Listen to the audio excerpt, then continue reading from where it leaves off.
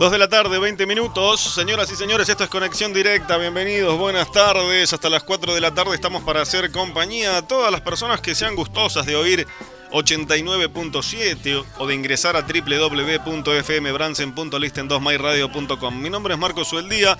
Me acompaña la señora Belén Rosso y ya rápidamente les comento que tenemos un invitado aquí en el estudio, el señor Juan Carlos Velázquez, así que les doy la bienvenida tanto a Belén como a Juan. ¿Cómo están? ¿Todo bien? Buenas tardes. ¿Qué tal, Marcos? ¿Qué se cuenta? ¿Qué se cuenta? Bueno, tenemos algunas actividades. Tuvimos de actividades el fin de semana pasado. En realidad fue el día viernes y el día sábado. Unas jornadas de paleontología que se hicieron en la ciudad de Carcarañá, en la provincia de Santa Fe. ¿Anduviste por allá entonces? ¿Qué fue ¿Qué actividades desarrollaron en el ámbito de la paleontología? Bueno, esto fue, destinado principalmente, organizada por la Red Paleontológica Pampeana. Esto, por supuesto, que tiene la sede en Santa Fe. Y fue dirigida a personal de museos, estudiantes profesionales de carreras afines y aficionados. Y bueno, se hizo ahí en realidad un organigrama de charlas, ¿no? Y debates que incluyeron, por ejemplo, todo lo que tiene que ver con la paleontología, ¿no? Con extracción de megafauna. Megafauna ya habíamos hablado en algún momento que tenía que ver con estos animales que vivieron en épocas pasadas y que tenían más de 1000 kilos. Y bueno, después se realizaron gestión de rescate paleontológico, preparación de fósiles también, de vertebrados cuaternarios. Estamos hablando de animales de 2 millones de años hasta hace 10.000 años. Y también con manejo de colecciones. Esto lo hizo... Estas charlas las realizaron los técnicos de la División Paleontología de Vertebrados del Museo de la Plata, Martín de los Reyes y Juan José Moli, que fueron las personas con las que yo viajé hacia Carcarañá, ¿no? Yo fui invitado por la gente del Museo de la Plata y bueno, fui con ellos. Y bueno, también se realizó eso. El tema de las charlas se realizaron el día viernes y el día sábado se hizo una salida de campo.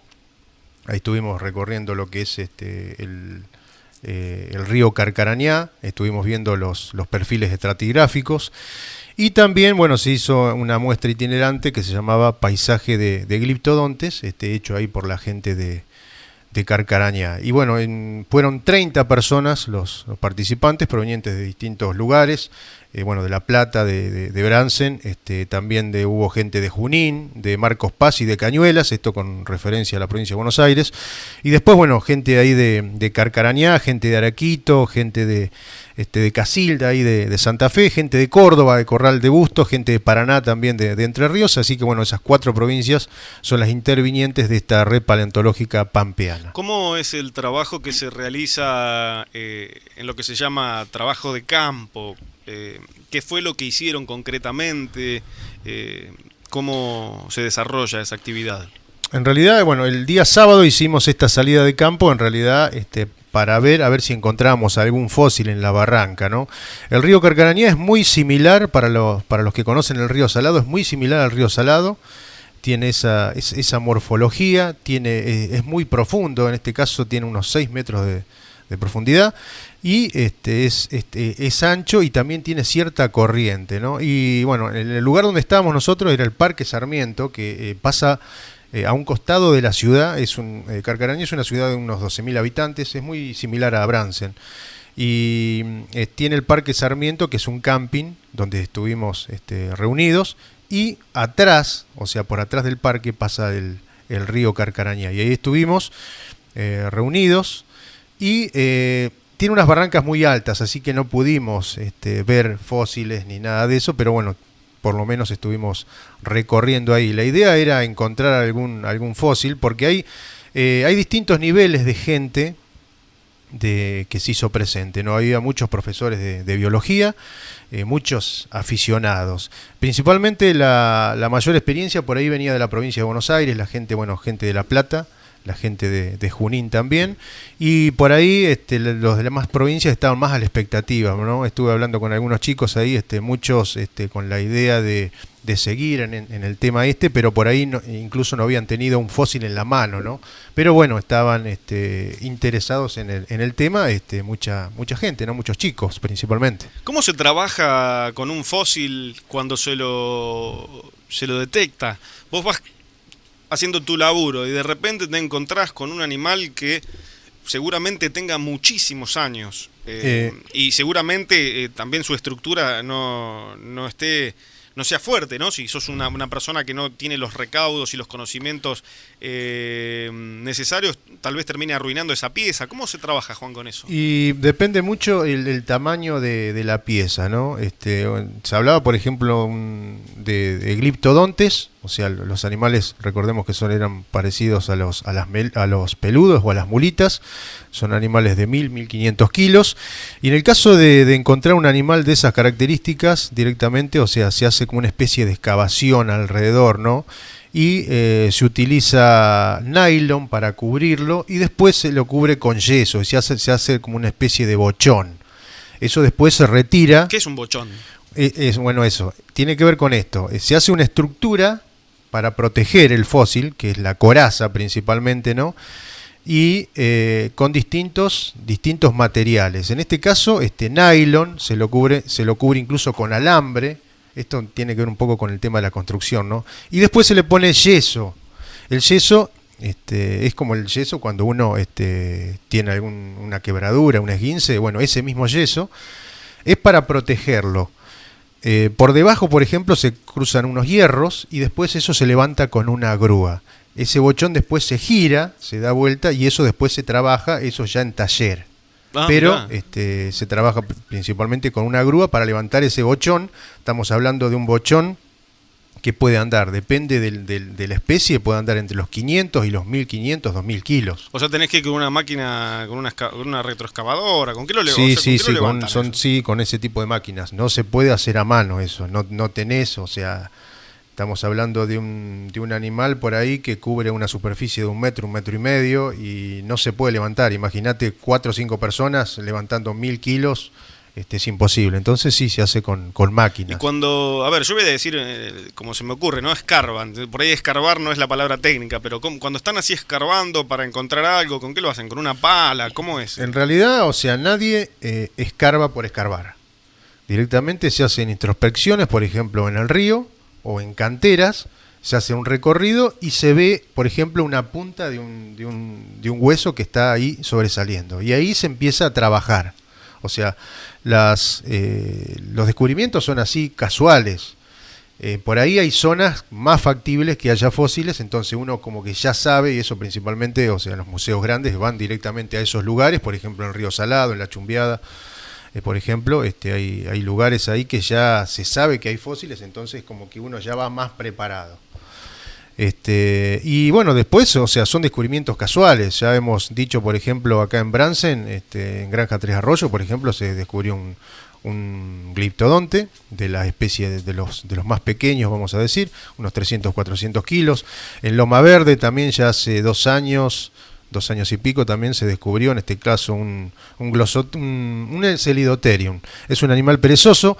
Es algo parecido si nos vamos a la era de hielo. Sí. Al perezoso Cid, bueno, es así. Sería eso. O sea, para los chicos por ahí es más didáctico, ¿no? Decirle ese tipo de animal, ¿no? Che, Juan, y a ver, uno ve por ahí en películas que andan como con unos cepillitos chiquititos, así, meta a cepillar. ¿Eso es así? ¿Se trabaja de esa manera? Con eso? ¿Cómo se llaman esos cepillitos? Sí, no, o sea, no tienen un nombre específico, pero sí se manejan con todos esos cepillos, pinceles. Hay material específico para ese tipo de actividades, ¿no? Yo cuando empecé a salir, yo directamente salía con un cuchillo, con una bolsa y andaba juntando de esa manera, ¿no? Pero después, bueno, estas jornadas te permiten ver cuál es el material o las herramientas idóneas para trabajar, ¿no? Por eso es la importancia de estas jornadas, en este caso paleontológicas. ¿Conocés mucha gente interesada en este trabajo. Hay, por ejemplo, cuando se reunieron ustedes, ¿cuántas personas había? Éramos 30 personas. 30 personas. Sí, o sea, uno ve el interés, ¿no? Principalmente por eso te decía, hay muchos profesores de biología que por ahí no tienen nada que ver con esto, pero tiene que ver con la naturaleza y en este caso con el pasado. Y eso es importante de la gente que se vaya entusiasmando, ¿no?, con este tema. Hablamos, por ejemplo, con la gente del Museo de La Plata, que ellos están acostumbrados a hacer campañas, ellos hablan de campañas. Y por ejemplo hablaban de la campaña a la Antártida, ¿no? Por ahí un continente para nosotros lejano, pero ellos van una vez por año. Y entonces, bueno, nos comentaban que duraba un mes esa campaña, y a veces tenían que pasar frío, ¿no? Estamos hablando de 12, 17 grados bajo cero, ¿no?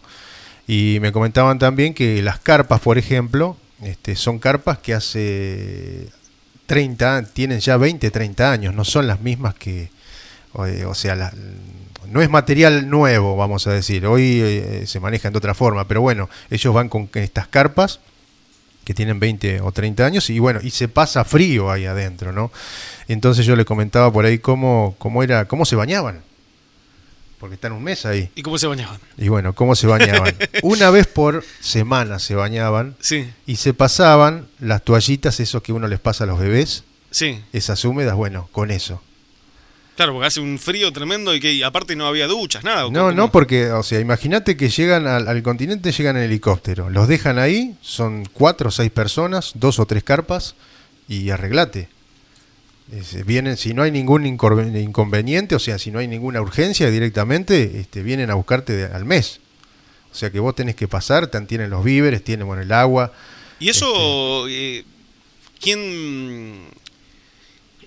Eso solventado, por ejemplo... ¿Quién solventa eso? Bueno, eso es solventado por los mismos museos, en este caso el Museo de La Plata, pero cada museo también tiene sus subsidios, ¿no? Que eso por supuesto que debe venir del gobierno, y a veces se suman también exploradores de otros países.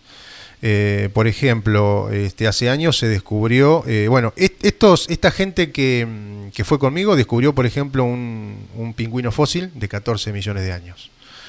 Pero 14 millones de años. 14 millones de años, incluso yo tuve la oportunidad de ver el bochón ese que te decía con el pingüino ahí. ¿Y qué es el esqueleto solo? Y está así, ahí eso lo tienen que curar todavía, pero está el esqueleto, estaba la parte del esqueleto en ese bochón, ¿no? Por eso se hace un bochón para tratar de rescatarlo, y después eso se va curando con elementos, con acetona, distintos ácidos.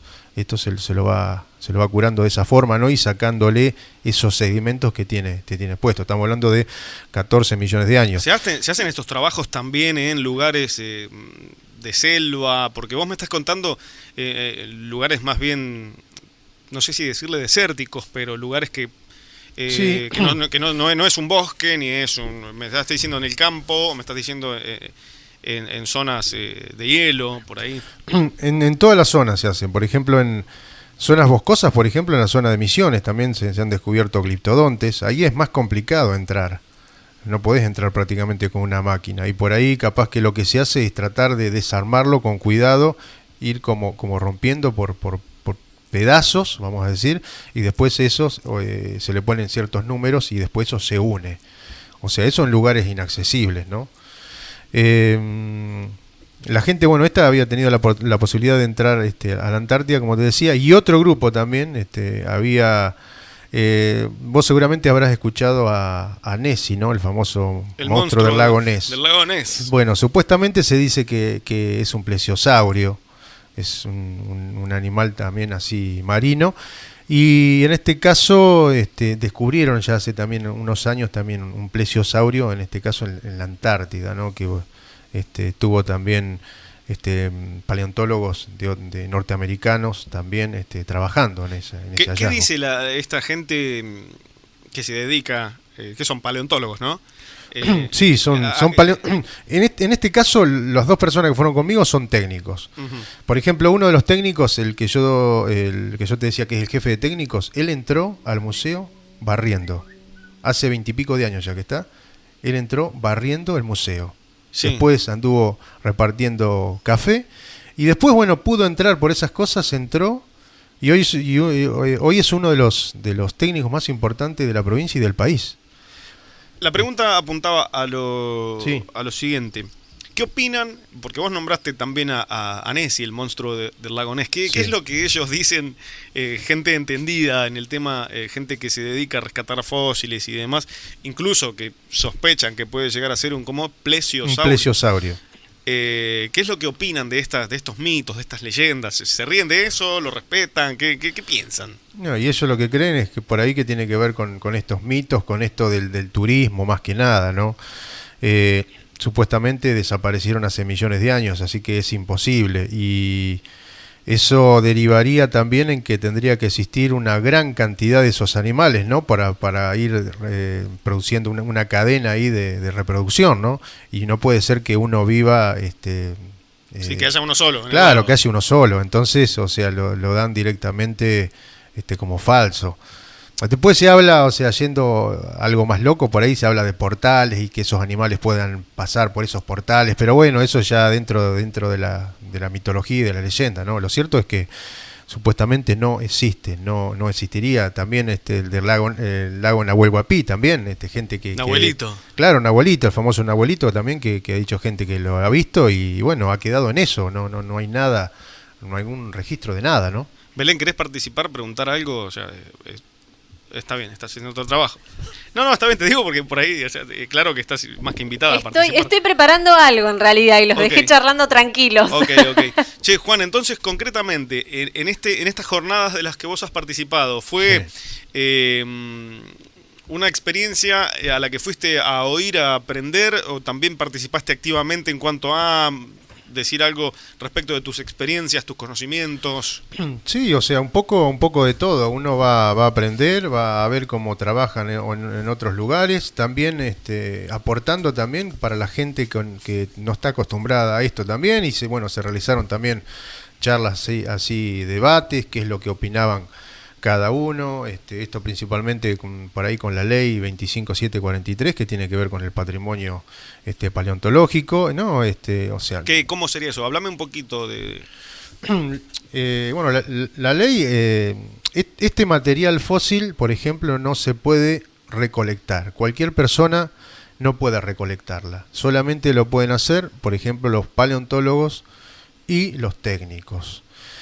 Y bueno, la idea que por ahí tenemos nosotros es que empiezan a intervenir también los aficionados, porque incluso la gente del Museo de la Plata me decía que había muchos aficionados que saben más incluso que técnicos.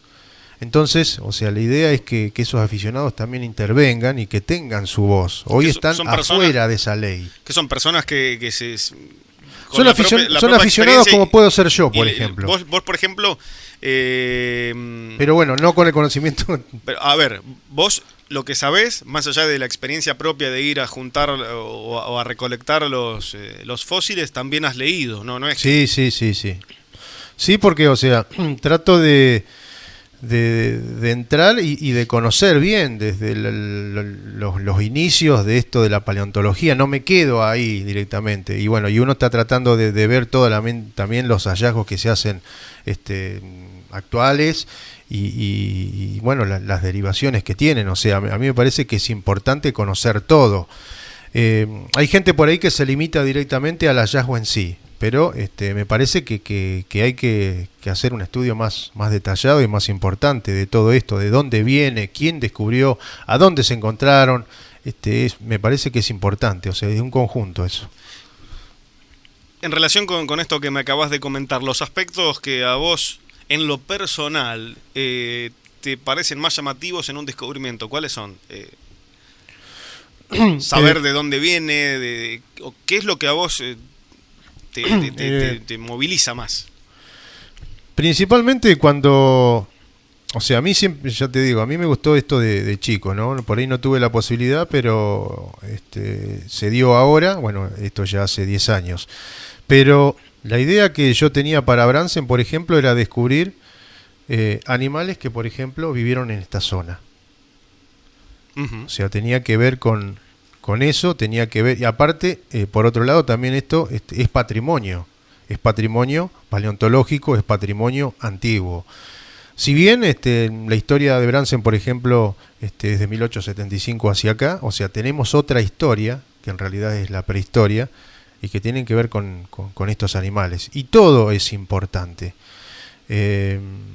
Por suerte, bueno, en el museo y archivo histórico local, bueno, esto se ha tomado esto en cuenta, y bueno, ahora tenemos una exposición de este material fósil, ¿no? Hay gente que ni siquiera ha pensado, se le ha pasado por la cabeza que estos animales existían acá. Está bien, nosotros no hemos encontrado un esqueleto completo, pero son restos, y si se puede determinar, ya tenemos una especie nueva. Acá se han descubierto varias ya especies que no son distintas por ahí a las que se han encontrado en otra ciudad, pero son de Brandsen. Y eso es lo importante. Nombrámelas, Juan, si te las recordás. Y bueno, acá se han encontrado desde los gliptodontes, por ejemplo, se han encontrado 4 especies. Hay creo que entre 15 y 20 especies, pero acá se han descubierto 4. Que es una de las más chicas, que es el Neo-Sclerocalyptus. Después estamos hablando de 300-400 kilos. Después estamos hablando del gliptodon, un animal de 1000-1200 kilos. El Panoctus también en 1000-1500 kilos. Y el Doedicurus. Esas son las 4 especies que se descubrieron acá en Brandsen. Después tenés el Megaterio también. Megaterio, el animal más grande de los perezosos, 5 metros de altura, incluso más grande y más pesado también que el elefante. Se ha encontrado también elefante, Mastodon es el nombre específico, acá en Brandsen también. Vizcachas también, vizcachas se han encontrado. ¿La vizcacha es un animal prehistórico? Es un animal prehistórico. Si bien acá en Brandsen ha desaparecido por comentarios hace 100 años. En otras zonas de la provincia de Buenos Aires hay, pero acá estos es vizcacha fósil que estamos hablando. Bueno, ¿y qué es igual a la vizcacha común que uno conoce? Había 3 variedades de vizcachas, pero sí es similar a la vizcacha actual. Igualmente estamos hablando de que se encuentran en sedimentos más o menos entre 1,5 metros, ¿no? 1,5 metros, 2 metros. Y estamos hablando de un animal que puede tener entre 6.000 y 8.000 años. Esa es la edad que ¿La que profundidad tiene. a la que se encuentra está relacionada con la antigüedad? Sí, está relacionada. Yo, por ejemplo, he encontrado material fósil a 1,40 metros. Y hablando con gente en Carcarañá, se encontraban a 4 metros. Mientras más profundo es más antiguo. ¿Vendría a ser algo así? No necesariamente, porque a veces los sedimentos se depositan por los vientos, entonces a veces como que barren y tenés, por ejemplo, un sedimento que tiene 1 metro, en otro lugar tiene 4 metros y es de la misma edad. Mira. Entonces a veces eso es relativo. Bueno, también se han descubierto, por ejemplo, ciervos, acá en Brandsen, se han descubierto vicuñas, guanacos, eso por ahí es los más... ¿Han venido desde otro lugar? Sí, nosotros habíamos contado en algún momento de que había animales autóctonos, o sea, sudamericanos, y había animales, o sea, que vinieron de Norteamérica, ¿no? El caso, por ejemplo, de los herbívoros, lo que es Megaterio, Gliptodonte, eso es de acá, eso es de sudamericano y eso estuvo acá y está en Brandsen. El caso también de los norteamericanos, por ejemplo, todo lo que es los ciervos, los guanacos, las vicuñas, lo que son los cánidos, o sea, los perros, lobos, todo lo que es félido, o sea, el famoso gato, dientes de sable, el famoso dientes de sable o el yaguaraté, todo eso es norteamericano, el elefante también es norteamericano. ¿Y acá se han encontrado restos de elefante? Sí. Y que han migrado desde Norteamérica hacia aquí. Vinieron de Norteamérica cuando se hizo un puente terrestre hace 3 millones de años. Eso generó que los animales sudamericanos se fueran hacia el norte y los del norte vinieran hacia acá, ¿no? Entonces eso ¿qué hizo? Que la fauna se fuera más rica. Vos sabés que yo siempre creí, o sea, a ver, en mi imaginario tengo que el elefante es de África. Sí. Sí, o sea, actualmente vive en Asia y en África. Pero eso entró por el istmo, el estrecho de Bering, mejor dicho, y o sea, todo por África y por Asia entró eso, y después, bueno, vinieron del norte, ¿no? Los famosos mamut de Siberia, ¿no? Si hoy comparamos, por ejemplo, un elefante actual, Sí. estamos hablando de un animal de 2,80 metros de alto, ¿no? El lomo a 2,80, decís. Sí, 2,80 metros y estamos hablando de un animal de 4.500 kilos. Ahora vos imaginate, en la era de hielo está el mamut, ¿no? Sí. El mamut tenía una altura de entre 5 y 5 metros y medio. Ah, mucho más grande. Sí, y tenía un largo de 9 metros. Y estamos hablando de un animal de entre 12.000 y 14.000 kilos. ¿Y qué comían? ¿Eran herbívoros o...? Eso sí. Sí, o sea, los elefantes Hay que mantener esa estructura, ¿no? Sí, bueno, hay que sostener, ¿no? Estamos hablando de grandes manadas que habían en Siberia, por eso se encuentran, hoy se encuentran muchos huesos y colmillos, ¿no? Incluso hay científicos coreanos que están tratando de sacar el ADN del mamut porque está congelado, para tratar de hacer esto de revivir, ¿no? Esos mamuts. Che, Juan, y los elefantes, estos que vos decís que acá por la zona ha habido, ¿se sabe por qué murieron, cómo se extinguieron? Y hay varios motivos.